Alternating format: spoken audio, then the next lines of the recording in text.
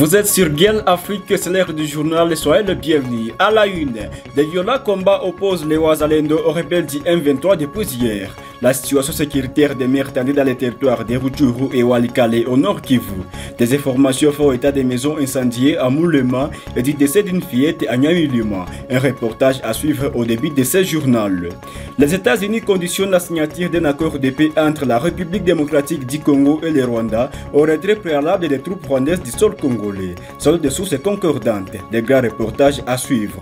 Et enfin, le lieutenant général Jules Banza, chef d'état-major général de FRDC, souhaite transformer l'armée à une force de citoyens soldats. Cette révélation a été faite par le colonel Yave qu'on suivra à la fête de ce journal.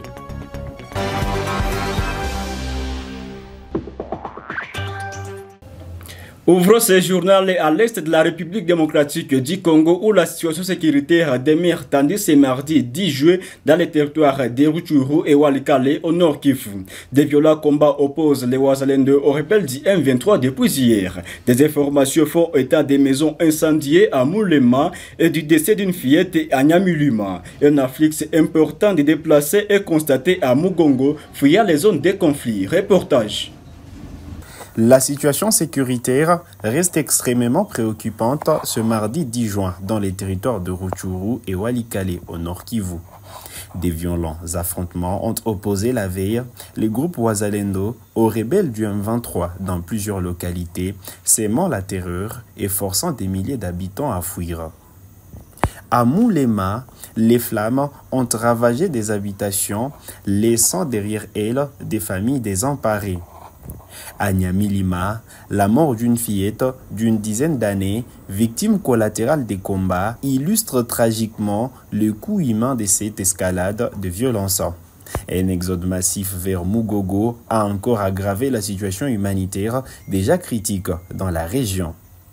Le village de Nyamilima, dans les territoires de Rutshuru, a été le théâtre d'une bataille particulièrement intense. L'attaque, lancée aux alentours des 7 heures du matin, a duré plusieurs heures, laissant derrière elle un paysage de désolation. Selon des témoignages recueillis sur place, une dizaine de maisons ont été gravement endommagées par des tirs d'obus. Après les retraits de Wazalendo, les rebelles du M23 AFC auraient interpellé plusieurs civils, suscitant une vive inquiétude quant à leur sort.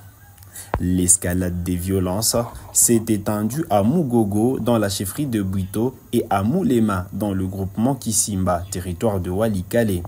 Là encore, des maisons ont été délibérément incendiées, précipitant des populations déjà vulnérables dans une situation de précarité extrême.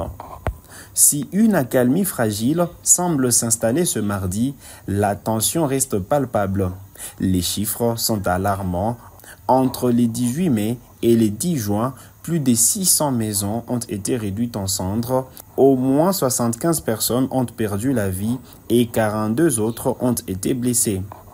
Ces affrontements ont dévasté plus de 26 villages, notamment dans le groupement de Bukombo, Tongo et Bambo.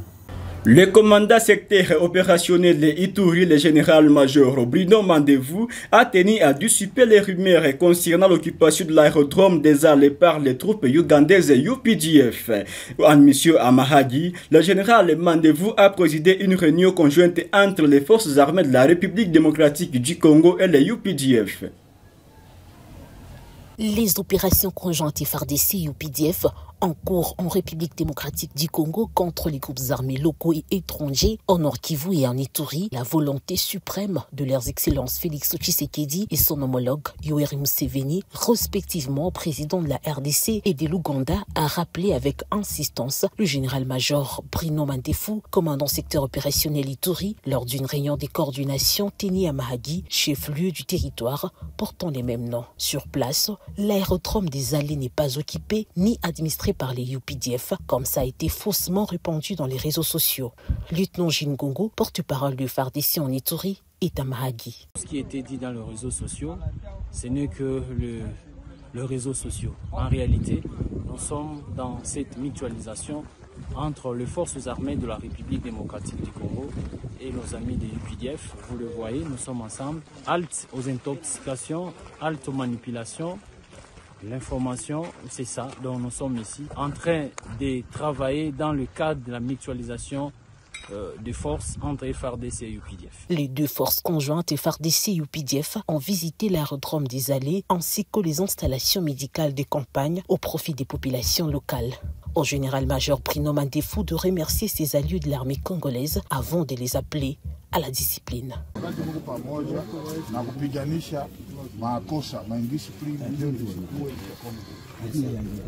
Courage, que Dieu soit avec toi. Big up to you and God bless you. Lancées en novembre 2021 dans les provinces du Nord Kivu et de l'Ituri, les opérations conjointes FARDC et UPDF ont déjà fait leurs preuves dans la traque des groupes armés locaux et étrangers, notamment dans le sud d'Iromu, à Boga et à Tchabi. Depuis février 2025, ces opérations ont été élargies dans certaines zones, en Djougou et à Mahagi, où les deux armées travaillent en parfaite coordination. Direction Kinshasa, le ministre de la Justice Costa Mutamba a récusé hier, mardi 10 juin, le procureur général près la Cour de cassation Firmin Mvonde. Cette décision intervient après que le procureur général ait demandé à l'Assemblée nationale l'autorisation d'engager des poursuites judiciaires contre les ministres de la Justice. En République démocratique du Congo, la tension monte d'un cran. Le ministre de la Justice, Constant Mutamba, a récusé le procureur général près de la Cour de cassation Firmin Mvonde, selon un courrier consulté par la RFI. Cette décision datée du mardi 10 juin intervient au lendemain d'une demande formulée par le procureur général en l'Assemblée nationale sollicitant l'autorisation d'engager des poursuites contre le ministre lui-même. Au cœur de cette affaire, des allégations de détournement de fonds liées à l'attribution d'un marché public de 29 millions de dollars pour la construction d'une prison à Kisangani dans la province de Lachopo. Selon les accusations, 19 millions de dollars auraient été décaissés sans respect des procédures de passation de marché. L'origine de cet argent pose question. Il proviendrait non pas du trésor public, mais du fonds de réparation et d'indemnisation de victimes des activités illicites de l'Ouganda en RDC, Frivao, un organisme placé sous les tutelles du ministère de la Justice. Comment un fonds destiné aux victimes s'est-il retrouvé au centre d'accusation de détournement ? Pour rappel, en 2022, la Cour internationale de la justice a condamné l'Ouganda à verser 325 millions de dollars à la RDC en réparation des exactions commises entre 1998 et 2003 dans l'est du pays. Le paiement est échelonné en 5 tranches de 65 millions de dollars. À ces jours, 3 versements ont été effectués alimentant le Frivao, opérationnel depuis 2023. Dès son arrivée au ministère, Constant Mutamba a dénoncé des dysfonctionnements et des incohérences entre le montant décaissé et les actions menées par l'équipe précédente qui n'aurait indemnisé qu'une centaine de victimes en un an. Depuis août 2024, le paiement aurait pris, augmentant le montant versé par personne de 200 à 2000 dollars. Le Frivao affirme avoir indemnisé plus de 14 000 victimes en 8 mois. Un rapport parlementaire indiquerait que l'Inspection générale des finances aurait attribué au ministère de la Justice 12% de fonds, permettant selon Constant Mutamba de financer d'autres projets publics dans la Grande Orientale. Le ministre rejette catégoriquement les accusations de détournement, dénonçant un acharnement et un complot politique. C'est dans ce contexte qu'il annonce dans un courrier consulté par RFI avoir récusé le procureur général et le magistrat placé sous son autorité. Les États-Unis conditionnent la signature d'un accord de paix entre la République démocratique du Congo et le Rwanda au retrait préalable des troupes rwandaises du sol congolais selon des sources concordantes. Cette exigence, contenue dans un projet d'accord élaboré par Washington, pourrait irriter Kigali, qui justifie sa présence militaire par la nécessité de neutraliser les groupes armés. Reportage. Tension autour d'un projet de paix américain. Washington exige le retrait des troupes rwandaises du Congo avant tout accord. Selon des sources concordantes, les États-Unis conditionnent la signature d'un accord de paix entre le Rwanda et la République démocratique du Congo au retrait préalable des troupes rwandaises du sol congolais. Cette exigence, contenue dans un projet d'accord élaboré par Washington, risque de provoquer l'ire de Kigali, qui justifie sa présence militaire par la nécessité de neutraliser les groupes armés opérant en RDC et considérés comme une menace existentielle. L'administration Trump par l'intermédiaire de son conseiller pour l'Afrique, Massad Boulos, affiche son ambition de parvenir à un accord de paix dans les 2 mois. Elle espère ainsi favoriser un afflux d'investissements occidentaux dans cette région riche en ressources minérales stratégiques comme tantal, or, cobalt, cuivre et lithium. Les projets d'accord consultés par Reuters et authentifiés par plusieurs sources diplomatiques va plus loin que la déclaration d'intention signée en avril à Washington par le ministre des Affaires étrangères des 2 pays. Il stipule clairement que le retrait des troupes, des armes et du matériel rwandais est une condition avant la signature de l'accord. 2 analystes et diplomates estiment que le Rwanda a déployé entre 7 000 et 12 000 soldats dans l'est du Congo pour soutenir la rébellion du M23 qui a récemment conquis plusieurs villes importantes. Kigali a toujours nié soutenir militairement le M23, affirmant que ses forces agissent en légitime défense contre l'armée congolaise et le milice Hutu lié au génocide de 1994. Selon des sources, le Rwanda n'a pas encore officiellement répondu au projet d'accord américain. Le ministre des Affaires étrangères Olivier Nduhungirehe a indiqué que des experts de 2 pays se réuniraient prochainement à Washington pour en discuter. Le département d'État américain n'a pas souhaité commenter. Un haut responsable du cabinet du président congolais Félix Tshisekedi a accusé les Rwandais de traîner le pied et a réaffirmé que les retraits des troupes rwandaises étaient une condition préalable à tout progrès dans les processus de paix. Nous exigeons le retrait total des troupes rwandaises comme condition préalable à la signature de l'accord et nous ne ferons aucun compromis, a-t-il déclaré. Le projet d'accord prévoit également la création de mécanismes conjoints de coordination de la sécurité impliquant du personnel militaire rwandais et étranger. Il exige également que le Congo autorise les M23 à participer à un dialogue national sur un pied d'égalité avec les autres groupes armés non étatiques de la République démocratique du Congo. Une concession majeure pour Kinshasa qui considère le M23 comme un groupe terroriste et un mandataire du Rwanda. Parallèlement, des pourparlers directs sont en cours entre le gouvernement congolais et le M23, tandis que le Qatar tente de faciliter un accord final. Cependant, un responsable rebelle a déclaré que peu de progrès avaient été réalisés jusqu'à présent. La 12e conférence des gouverneurs s'est ouverte hier sous la présidence de son Excellence Félix Antoine Tshisekedi Tshilombo. Suite à cette ouverture, le gouverneur du Sud Kivu, le professeur Jean-Jacques Purusi Sadiki, a partagé ses impressions, condamnant fermement les exactions des groupes armés. Le gouverneur Purusi Sadiki a exprimé son soutien total au chef de l'État dans ses efforts pour établir une paix durable. Il est dans ses propos recueillis pour vous. Mes impressions sont bonnes. Comme vous le savez, j'ai passé ma carrière dans la fonction publique internationale, notamment à l'ONU.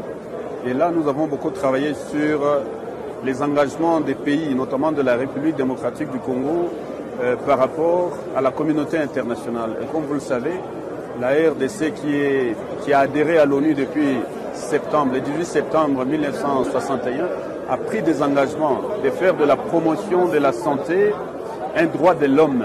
Et je suis ravi qu'aujourd'hui on va discuter de tous ces mécanismes pour que la santé soit promue, pour qu'on puisse donc l'accès aux soins de santé, le droit à l'alimentation, à l'eau potable et aux soins de santé de qualité, à l'assurance maladie et invalidité, soit une réalité dans notre pays. Donc je suis content pour ça.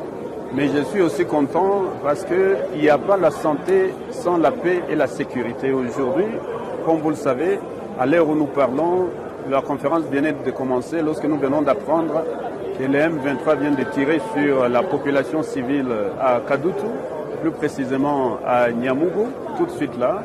Et donc c'est des gens qui essayaient tout simplement de manifester leur mécontentement face à l'occupation qui viole, qui tue, qui pille et qui enlève au profit du Rwanda qui les appuie. eh bien, mes sincères condoléances donc aux familles qui viennent d'être affectées encore une fois par un énième deuil de la part du Rwanda et de leur supplétif du M23.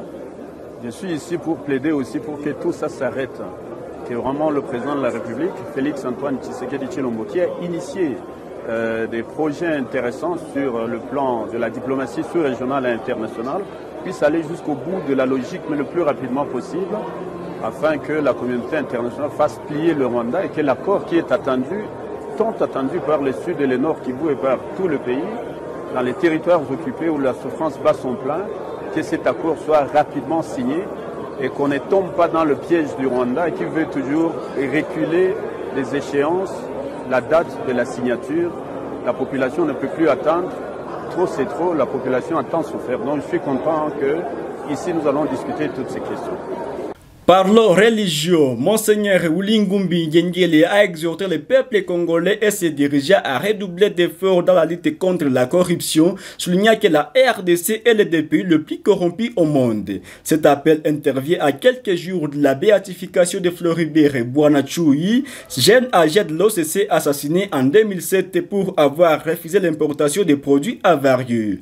La cérémonie, célébrée par l'évêque italien Marcello Seremaro, aura lieu ce dimanche 15 juillet à Rome. Reportage. À quelques jours de la béatification de Floribert Bouanachoui, Monseigneur Wilingumbi Ngengele a lancé un appel vibrant à la lutte contre la corruption, fléau qui gangrène la République démocratique du Congo. Lors d'un point de presse à l'évêché de Goma, l'évêque a souligné l'urgence de s'inspirer de l'exemple de Floribert, jeune agent de l'Office congolais de contrôle OCC, assassiné en 2007 pour avoir refusé de laisser entrer des produits alimentaires avariés. La cérémonie de béatification, présidée par l'évêque italien Marcello Semeraro, aura lieu ce dimanche 15 juin à Rome. La RDC détient la palme d'or de la corruption, a déploré Monseigneur Ngumbi, exhortant le jeune et les dirigeants à rejeter les antivaleurs qui freinent le développement du pays. Il a rappelé l'engagement de Floribert envers le plus démuni, son respect des valeurs chrétiennes et son intégrité au sein de l'OCC, un poste qu'il avait obtenu dès la fin de ses études à l'université de Goma. Ses collègues ont témoigné de son sens des responsabilités, de son honnêteté. Il ne voulait pas de compromission. C'était un homme de caractère, a souligné l'évêque, insistant sur l'importance de vivre sa foi au quotidien. Le 8 juin 2007, Floribert Bouanachoui était brutalement assassiné pour avoir fait barrage à l'importation de denrées impropres à la consommation. Près de 18 ans plus tard, son sacrifice est reconnu par l'Église. Une délégation congolaise, comprenant le cardinal Fridolin Ambongo Besungu, Monseigneur Wilingumbi et Gertrude Camara, la mère de Floribert, se rendra à Rome pour la cérémonie. Pour la famille, cette béatification est une source de consolation et de gratitude. Né le 13 juin 1981, Floribert Bouanachoui est devenu un symbole de la lutte contre la corruption et de la défense de la santé publique. En novembre 2024, le pape François l'a officiellement déclaré martyr de l'honnêteté.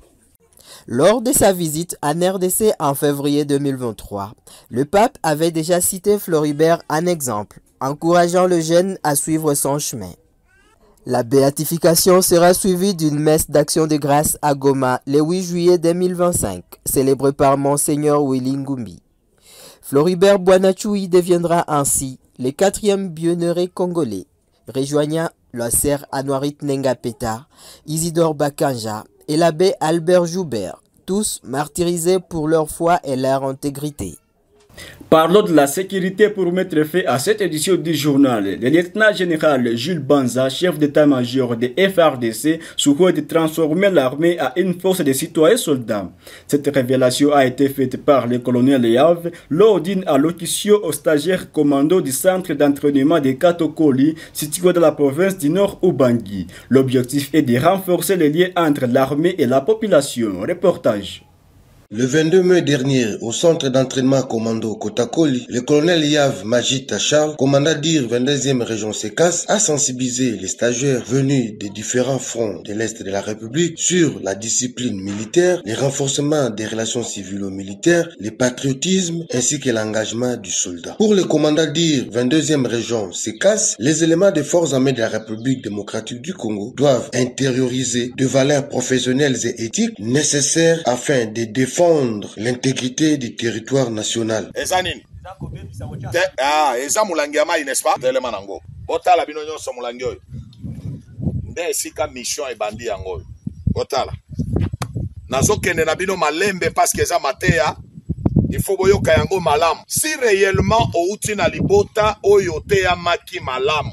Eke lelo olati sokoto oyo olati na nzoto na yo elamba ya lokumu teni oto lati eza elamba ya lokumu pe elamba wana mutu alati su yango eza l'état congolais asombaka bilamba oyo na mbongo ya population nde ba contribuable bapesi bambongo bafuti pako na bango na bapako wana nde l'État zwi mbongo alatisi yo soda tokomi nanu na o wana te metala sikoyo l'État alingi asalela mutu oyo babengi soda bolanda mulangi tala bien je vous vois vous êtes trop distrait regardez ici vous en avez oyo potopoto eza nye tozwi mulangi tochi yango na kati ya nye me na kati ya mulangi eloko nini ezali nalobi na kati ya mulangi eloko nini ezali mai oyo eza il faut tomela yango oyete sikoyo soki baye kopesa yo l'État aye alobi basoda baza na besoin ya komela mai azwi mai wana apakoli milangi oyo nyei bapesi yo omela ata mai oyo eza propre na kati ya mulangi okomela yango okomela yango kona nini parce que mulangi eza la salité eza boyete mais mai na kati est-ce que salité ou ezwi mai ya kati donc boyebi yango lokola mulangi oyo nde soda nde yo soda nde mulangi oyo oyoki mateya soda eza nani mai oyo nde population les soldats les militaires que vous êtes des consommables esengeli bamela bino me mutu akomela yo ezali population akoki komela mai oyo bakumbi na mulangi ya salite te soda ya bizaleli mabe soda ya muyibi soda ya koviole soda oyo atosaka bakonzi te soda oyo ayebi kobatela population te na biloko na ye nde mulangi oyo asali yango komona moto moko oza posa na yo te soki tolobi bovanda wana omona population ekimi parce que oza salite eza nini bizaleli ata olati teni na yo me soki bizaleli na yo ezali malamu te mutu moko akosepela na yo azali te nde yango na introduction ya mateya makanisi ya chef d'état-major général lieutenant général